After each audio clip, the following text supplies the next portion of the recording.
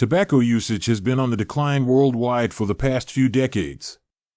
According to the WHO, in 2000, 33% of adults globally smoked tobacco. By 2020, this had declined to just 22%. This is a good thing. Cigarettes are the only legal product that, when used as intended, kills approximately half of its consumers.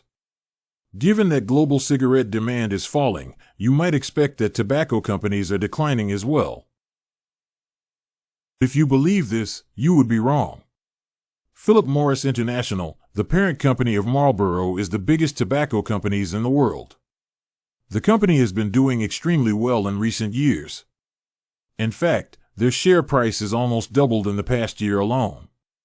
Their market capitalization has surpassed $250 billion. So how is this possible? As cigarettes have declined, they've been partially replaced by new forms of nicotine consumption. Most notably, nicotine pouches including Zyn have seen a massive increase in popularity over the past few years. Back in 2022, Philip Morris paid $16 million to acquire the Swedish match company, the maker of Zyn nicotine pouches. As an aside, the Swedish match company was founded in the early 1900s by a man named Ivar Krueger. Kreuger was an extremely interesting individual. If you want to learn about his story, we made a video about him last year, which you can find a link to in the description below. Zyn has been a resounding commercial success. In the first quarter of 2025, Philip Morris sold 202 million cans of Zyn in the US alone. An increase of 53% versus a year ago period. In this video, we'll look at the history of Zyn and how it became popular. Smoking in America peaked in the 1960s when approximately 50% of adult men and 35% of adult women smoked tobacco regularly. The biggest beneficiary of this was Philip Morris, a tobacco giant which owned many cigarette brands including Marlboro and Virginia Slims. They owed their success in a large part due to their highly successful marketing campaigns. Marlboro was marketed towards men with the commercials featuring the iconic Marlboro Man, a manly and independent cowboy. Virginia Slims were marketed women. They were portrayed as a feminist product and a symbol of female empowerment. Philip Morris had achieved the holy grail of marketing, an addicted consumer base with strong brand loyalty. Throughout the later half of the 20th century, Philip Morris was able to achieve obscene levels of profit. As early as the 1960s, the U.S. Surgeon General started to warn that nicotine is addictive and smoking carries serious health risks. Throughout the 70s, 80s, and 90s, this view became a broad consensus throughout the medical community. Government agencies and nonprofits started to run anti-smoking PR campaigns to convince Americans to quit the habit. These campaigns were highly successful. At the peak in the 1960s, approximately 40% of U.S. adults smoked cigarettes. By the 1990s, it declined to approximately 25%. But tobacco's problems were just getting started. In the 1990s, a series of congressional investigations found that tobacco companies knew full well that their products were addictive and deadly. For decades, they actively deceived the public about this. This culminated in 1998 with the called Master Settlement Agreement, or MSA. American tobacco companies were forced to pay an eye-popping $200 billion of damages over the course of 25 years. This money was paid to state governments to compensate them for Medicaid cost aid incurred treating patients with smoking-related diseases. Tobacco companies were also banned from almost all forms of advertising. The MSA marked the end of the Marlboro Man, at least in the U.S. Even after agreeing to pay $200 billion, Big Tobacco was not completely out of the woods. Government investigations continue, and there is an ever-present threat of class action lawsuits. Victims could sue the tobacco companies, the potential legal liability even bear thinking about. In the 2000s, the future for Big Tobacco in the U.S. looked very grim indeed. But Philip Morris had long since expanded all over the world. In Europe, South America, and Southeast Asia, attitudes towards smoking were and still are very different. For various cultural and political reasons, many countries have declined to crack down on Big Tobacco in the way that the U.S. did. While the domestic market was under threat, Philip Morris's international operations were booming. In 2008, Philip Morris thought of a pretty ingenious solution. They would split the company into two. A few years prior, Philip Morris had changed his corporate name to Altria. This was part of a diversification strategy which largely failed and we won't discuss in this video. Altria would continue to sell cigarettes within the United States. They would create a new corporate entity called Philip Morris International or PMI. This contained all the company's international operations. So if you buy a pack of Marlboros in the US, you're buying it from Altria. If you buy a pack of Marlboros in Indonesia, for example, you're buying it from PMI. The same brand is actually being sold by two different companies. The two new entities signed legal agreements whereby Altria is not allowed to sell cigarettes outside the US and vice versa. Existing Philip Morris shareholders receive shares in both of the new entities. So what's the purpose of doing this?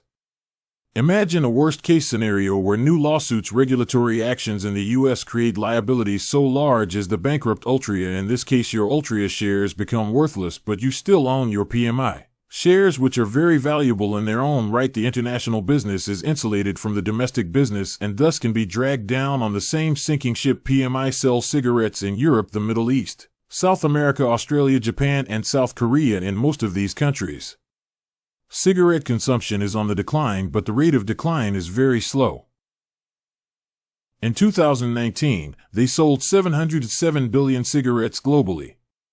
There are 20 cigarettes in each pack, so that's about 35 billion packs. Assuming people smoke one pack per day, this represents approximately 95 million smokers. By 2020-4, cigarette sales volume had fallen 13% to 617 billion. In addition to selling regular cigarettes, they also have something called IQOS. The IQOS is an electronic device that heats up a stick of tobacco without burning it. This is possibly not as bad for you as a traditional cigarette, although this is debatable. Many smokers have switched to the IQOS hoping that it is safer. IQOS sales have surged to 140 billion units in 2024. If we add together traditional cigarettes and IQOS sticks, the total volume in 2019 was 766 billion. In 2020-4, it was 757 billion. That's a decline of 1% over the course of 5 years. While the rate of decline is very slow, the core is indeed declining. No company wants to preside over declining business. Philip Morris International was determined to find new ways to grow. So in 2022, they paid $16 billion to acquire the Swedish match company. This is a company that makes Zyn. Before Zyn, the Swedish match company made something called snus. Snus consists of processed tobacco leaves placed in a porous pouch. The pouch is placed under your lips, allowing the nicotine to be slowly absorbed through your gums. Snus has been popular in Sweden for hundreds of years. Snus has helped Sweden to have one of the lowest smoking rates in Europe. Approximately 12% of Swedish adults use either traditional or artificial snus. Only 6% smoke cigarettes. For comparison, approximately 28% of adults in Europe as a whole smoke cigarettes.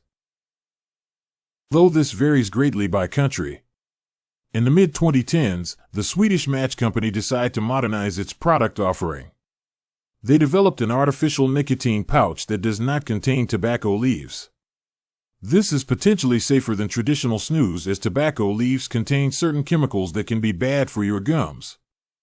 Nicotine is chemically extracted from the tobacco plants and combined with plant-based fillers. So while they do not contain actual tobacco leaves, the nicotine is still derived from tobacco.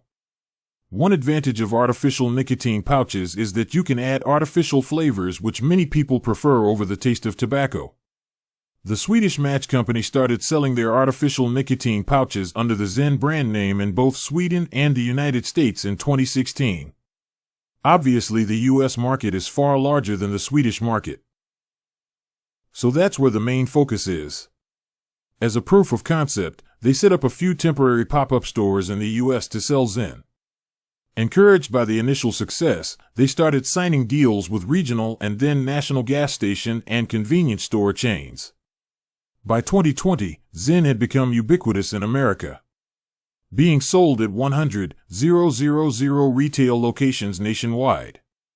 Pretty much anywhere that sells cigarettes also sells Zyn. Throughout the early 2020s, Zyn's popularity skyrocketed. In the first quarter of 2025, they sold 202 million cans of Zyn in the U.S., an increase of 53% versus a year ago period. To meet surging demand, they opened a factory in Kentucky to manufacture Zyn. They're currently working on a second factory in Colorado, which is expected to come online in 2026. Remember that when Phil Morris International was put off from Altria, they signed a non-compete agreement whereby they are not allowed to sell cigarettes in the U.S. This non-compete only applies to traditional cigarettes. Zyn is not subject to the non-compete. So why has Zyn become so popular in America? Let's start off by looking at the demographics of Zyn users. According to a recent survey published by the National Library of Medicine, 60-2% of American Zyn users are above the age of 21. 26% are between the ages of 18 and 21. And 12% are below the age of 18. You have to be 21 to purchase Zyn legally. But it's pretty easy for people to get around this by getting an older friend to buy it for them. 73% of Zyn users also smoke cigarettes. This indicates that Zyn is mostly used as a smoking cessation product. There are other alternatives to smoking, most notably vaping. Vaping has a couple of disadvantages. It is very visible and therefore carries with it a certain social stigma. You cannot vape in indoor public places, so you have to go outside to vape. Zyn is discreet and can be used anywhere.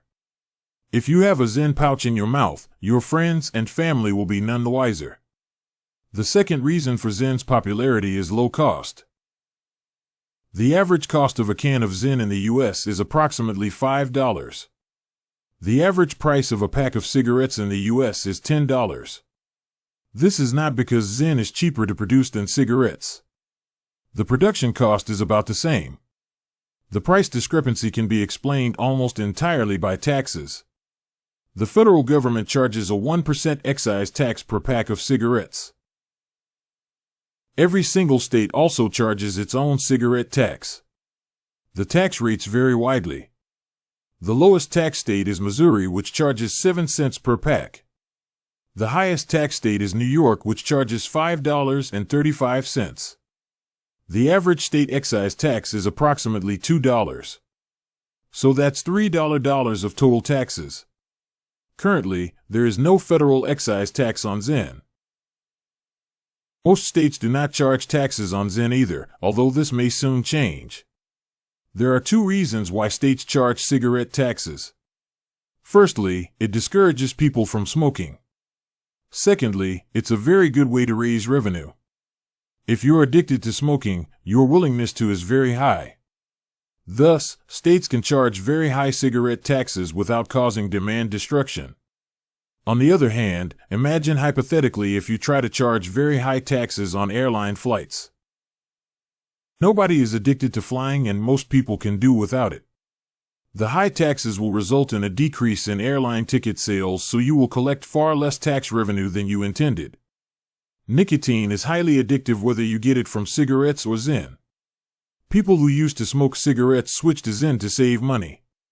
This results in decreased tax revenue to the state. As the popularity of Zyn increases, states may decide to start charging taxes on it as well. In fact, this is already starting to happen.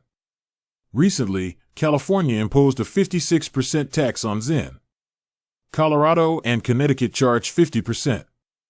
Minnesota charges a 95% tax. I expect more states to follow suit over the coming years. As the price differential decreases, some Zyn users may go back to traditional cigarettes. Ivar's acquisition of the Swedish batch company is not the first a traditional tobacco company has tried to enter a new market. In 2018, Altria paid $13 billion for a 35% stake in the vape company Juul, valuing the company at almost $40 billion. This turned out to be one of the most disastrous investments in corporate history. Throughout the early to mid-2010s, Juul rose to popularity due to its sleek-looking design and aggressive marketing campaigns, which often featured young adult models.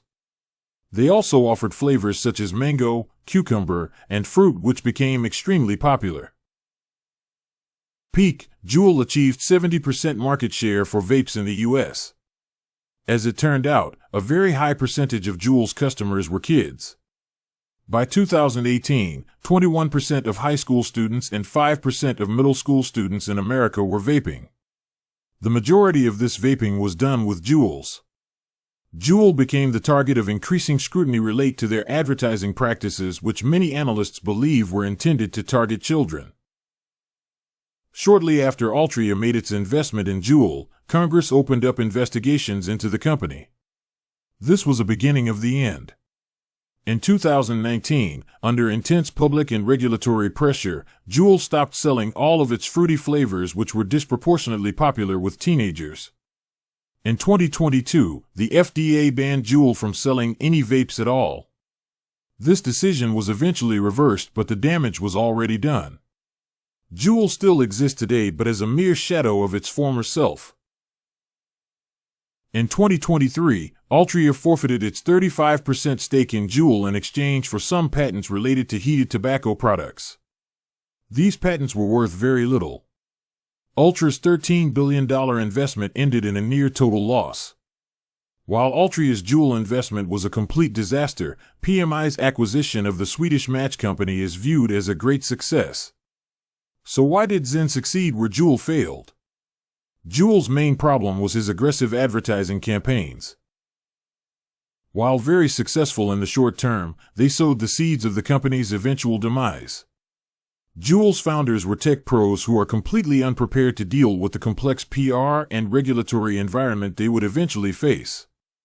On the other hand, Zyn was created by experienced tobacco executives who would not make the same mistakes. Zyn rose up despite doing almost zero paid advertising. They instead focus on distribution. Make Zyn available at as many convenience stores as possible. Eventually consumers will notice it. So-called Zynfluencers post videos on TikTok showing themselves using Zyn. These Zynfluencers are not paid and have no affiliation with the Swedish match company or PMI whatsoever. They are doing it on their own accord. This is beneficial for two reasons. First of all, it's free advertising. But more importantly, it shields PMI from regulatory scrutiny. Maybe minors will see Zyn-related videos on TikTok and start using Zyn as a result. PMI can honestly incredibly say this isn't our fault. We have no control over what people do on social media, so we shouldn't be held responsible. Alright guys, that wraps it up for this video. What do you think about Zyn? Let us know in the comment section below. As always, thank you so much for watching, and we'll see you in the next one. Wall Street Millennial signing out.